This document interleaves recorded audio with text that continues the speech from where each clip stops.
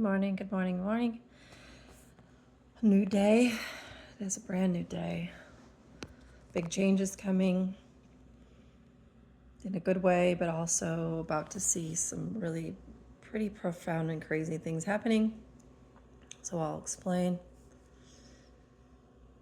The last couple of days I've been going into the predator energy to understand the reasoning why. Why do you attack an innocent victim or an innocent being?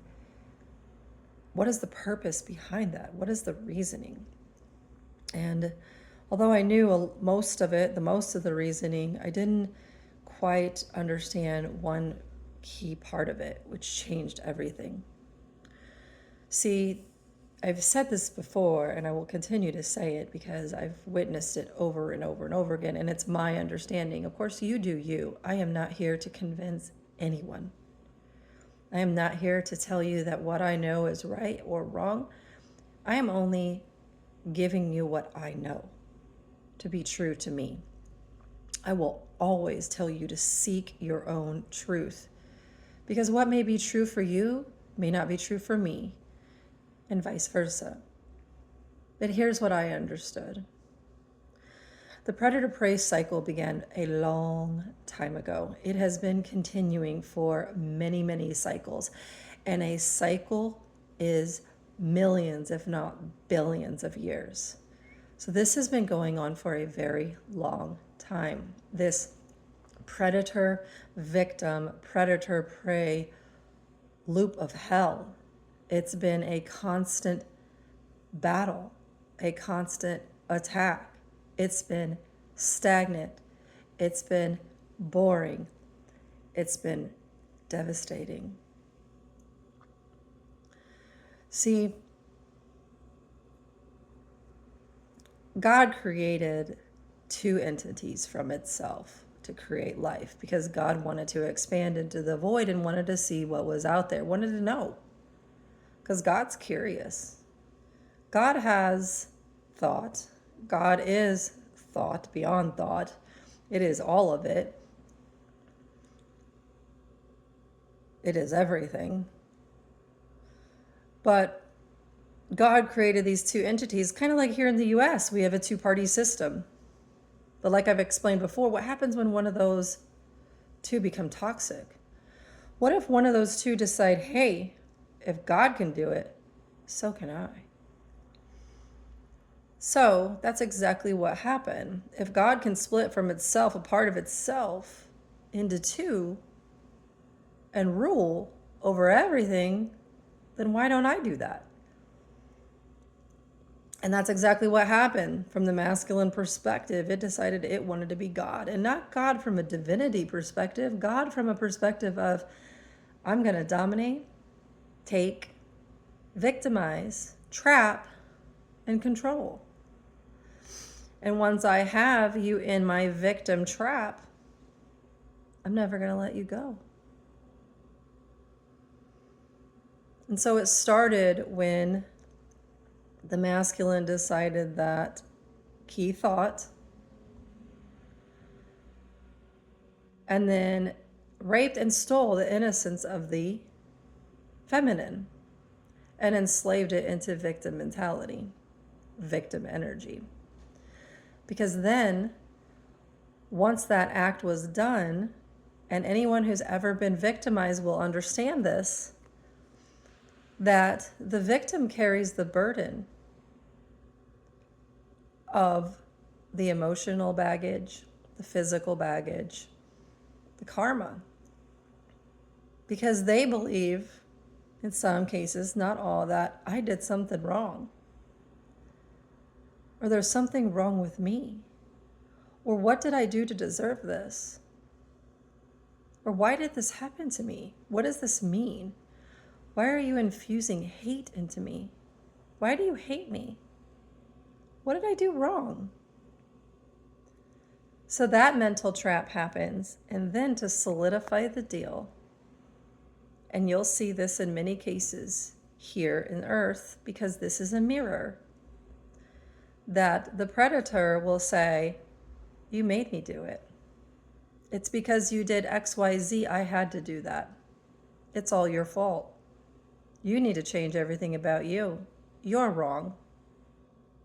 And then they project their own issues, their own problems, their own insecurities onto the victim. And then the victim becomes overwhelmed and consumed by all of it. The guilt, the shame, the hurt, the betrayal. And the vicious cycle begins and continues. It's sad. It's terrible.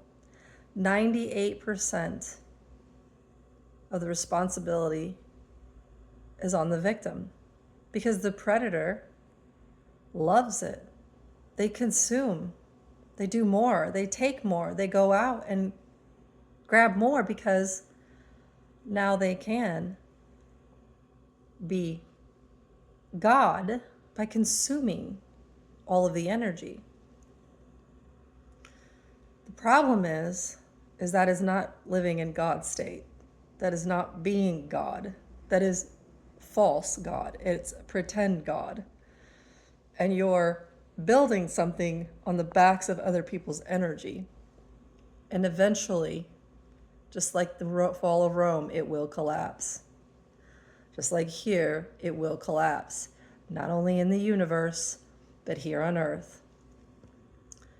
Because once the victim finally realizes, once the feminine finally realizes the trap and says, no more, I'm not doing this anymore. Not only am I not doing this and carrying your burdens and being a martyr and trying to save and help you, I'm going to give back to you your energy that you gave to me. Because it's your responsibility, your insecurities, your problems, your issues are yours. They're not mine. And what you did to me, that's not my responsibility either. You are responsible for your actions. I didn't do anything to warrant this behavior. You chose this behavior. Therefore, you are responsible for the repercussions and the karma for this behavior.